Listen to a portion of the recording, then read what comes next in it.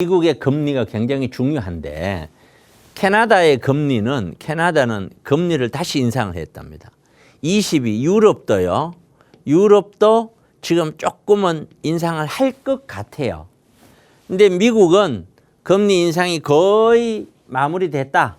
거의 지난달 금리하고 지금하고 아마 거의 같이 갈 것이야. 이렇게 인식을 하고 있는 도중에 이렇게 인상이 되니까 이 인상은 아직 물가가 안 꺾인다는 거거든요. 그러니까 다시 얘도 좀 더 올릴 수도 있지 않을까. 뭐 이런 정도예요. 이 얘기는 무슨 얘기냐. 아직 금리라는 것이 쭉 올라가서 여기서 정점을 쭉 찍는 게 아니라 여기서 정점 부근에서 바닥을 찍고 있다. 바닥을 다지고 있다. 바닥이 아니라 뭘까요? 상승 꼭대기를 다지고 있다라고 이해를 하셔야 돼요. 이것이 하루아침에 금리가 뚝뚝뚝뚝뚝뚝 떨어져서 가격이 아파트의 가격이 다시 쭉쭉쭉 올라갈 게 이런 착각을 하시면 안 된다는 뜻에서 말씀을 드리는 거예요. 상당 부분 우리는 지켜봐야 된다. 높은 금리를. 그리고 내려올 때 폭락하듯이 내려오기가 쉽지가 않다. 금융위기라든가 이런 경제가 갑자기 무너져 버리면 그때는 폭락하듯이 금리가 내려오지만 금리가 차라리 내려오려면 경제가 무너져 버리면 돼요. 그런데 지금 경제가 서서히 무너지고 있으니까 너무 힘든 거예요. 이거는 정말 중산층이나 서민층들이 정말 살기 어려운 시대로 가게끔 돼 있어요. 이게 그런 현상이다. 자, 인건비는 오르고 부동산은 상승되고 있고 그러니까 어떻게 해요? 금리를 올릴 수밖에요.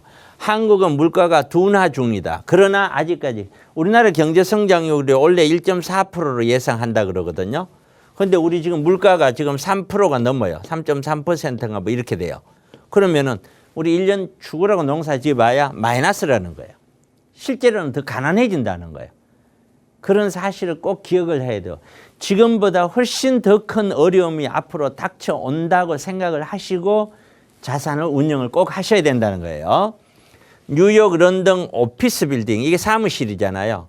사무실 자체가 리먼 쇼크를 넘었다. 2008년도 금융위기 때보다도 더 큰 공실이 생겨났다.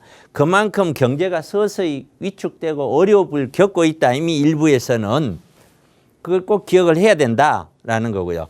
이런 상업용 부동산을 주시하는 이유는 이런 상업용 부동산으로 인해서 공실이 생기면은 여기에 대출이 못 갚게 되고 대출이 부실로 바뀌죠. 부실로 바뀌면 어디요? 금융이 부실로 바뀝니다. 금융 부실. 이것이 걱정이 되는 거죠. 이게 제2금융권 연체율이 비상이다. 이건 한국이에요. 여기는 한국이에요. 우리나라. 한국이 금감원에서 내주 긴급 현장 정보. 우리도 군대인데 이렇게 터질 거예요. 제2금융권에서는 제1금융권에서 대출을 하지 못해서 좀 더 대출을 받기 위해서 이 금융권을 활용하는 경우가 많잖아요. 그러니까 이자율은 높아요. 높은 이자율이 경제가 어려워지면 질수록 연체는 더욱더 되는 거죠. 그럼 제2금융권이 무너질 수가 있는 거죠. 옛날에 기억하실지 몰라도 우리가 종검사들이 많았습니다. 종검사들이 싹 다 사라졌죠.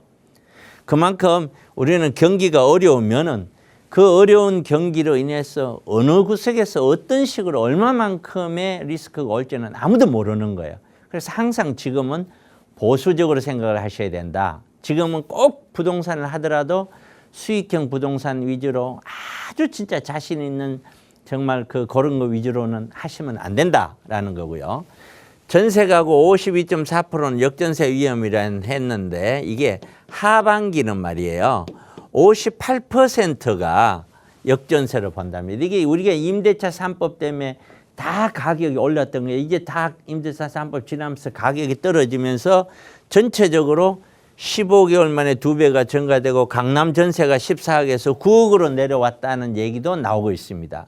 이렇게 되면은 돈이 내줘야 될 거는 강남 쪽에 되고는 몇 억씩은 내줘야 되는 거예요. 몇 억씩 내준다는 거는 가격이 몇 억씩 떨어지고 전세도 몇 억 떨어지면 이 갭이 비슷한데 가격이 만약에 유지가 되고 전세가 이렇게 떨어지면 갭이 이만큼 커지죠. 그러면 갭 투자는 더 사라지고 가격을 더욱더 떨어뜨릴 확률이 높은 거예요. 가격을 더욱더 이렇게. 그다음에 향후 전세 시장이 어떻게 될까? 전세 시장은 하향으로 안정세를 찾아가다가요. 좀 더 세월이 지나면서 조금은 상승될 여지가 있다. 저는 그렇게 봐요. 그거는 이제 공급 정책이 서울의 이제 오세훈 시장의 공급 정책이 얼마의 실효를 거두느냐에 따라서 얘네다. 종전처럼만큼의 전세가 급격하게 1년새에 다시 올라간다. 저는 그렇게 보지는 않아요. 이 이야기는 이런 전세 시장으로 인하여 계속해서 내리막은 아닐지는 몰라도 적어도 매매 시장이 위축될 요인으로 작용한다라는 거고요. 그 다음 오피스텔 규제 완화 국민청원이 들어왔다. 이게 무슨 말이냐. 불과 한 5평짜리 되는 오피스텔도 주택 숫자에 포함되고 70평 아파트도 1주택에 포함되고 이러니 이거는 좀 아니지 않냐. 그래서 오피스텔을 좀 규제를 좀 완화를 해달라. 이거는 진짜 이 사회가 오피스텔이 지금 모자라거든요. 특히 모자라는 오피스텔이 어떤 거냐면은 원룸과 투룸 같은 거예요. 사회 초년생들이나 서민들이 여기 아니면 들어갈 데가 없어요. 그런데 서울시 전체가 개발한다고 지금 개발 바람이 불잖아요. 개발지는 지금 모아주택이 됐던, 특히 모아주택 되면은 빌라들이 다 사라져요. 빌라들이 사라지면 남는 건 이거밖에 없어요. 오피스텔. 그러면 향후에 1, 2인 가구에 들어가야 될 거, 원룸, 투룸에 들어가야 될 중서민층은 갈 데가 없어요. 이런 상황인데 규제가 있으니까 오피스텔이 공급도 안 되고 하잖아요. 그러니까 결국에는 오피스텔 좀 완화시켜달라 했더니 정부가 보유 주택수에서 제외하는 것을 검토 중인 것으로 뉴스가 나왔어요. 검토 중. 실제로 어떻게 될지 몰라도 이게 만약에 주택수에서 빠진다면 오피스텔은 많은 사람들이 찾게 될 거예요. 그리고 또 하나는 오피스텔에 대한 전세 금액도 임대사업자를 하게 되면 전세 보정 제도를 의해서 전세 보정금을 보험에 가입을 해야 돼요. 의무적으로. 그런데 그 보정보험 가입되는 그 보정률, 그 금액 자체를 정부가 뭐 빌라 왕이니 뭐 이런 전세 사기 등등으로 인해서 의도적으로 소비자를 보호한다고, 세입자 보호한다고 가격을 낮춰버렸어요. 낮춰버리니까 오피스텔이 갖고 있는 사람들도 몇 천만 원씩 아니면 뭐 이렇게 돈을 내주게 생겼는 거예요. 이렇게 내주다 보니 오피스텔 가격이 주춤하고 지금 하고 있죠. 이럴 때는 이거는 시장이 그래서 그런 게 아니라 정부 정책에 의해서 그런 거거든요. 그거는 오피스텔은 구입을 하셔야 돼요. 그런 물건들만 잘 골라서 하셔야 돼요. 그냥 하시면 안 돼요. 아무거나 사라는 뜻은 전혀 아니에요.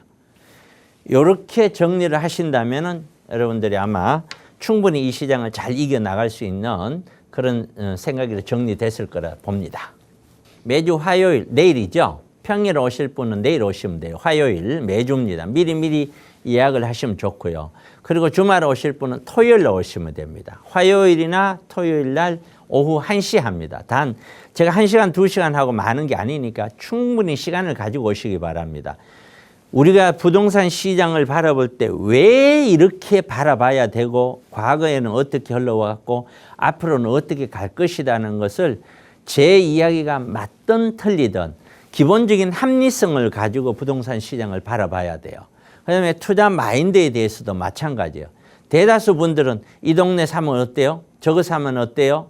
그래서 제가 얼마에 살 건데 물어보면 답이 없어요. 그래서 여러분들은 세미나 시간을 꼭 이용을 하시기 바랍니다.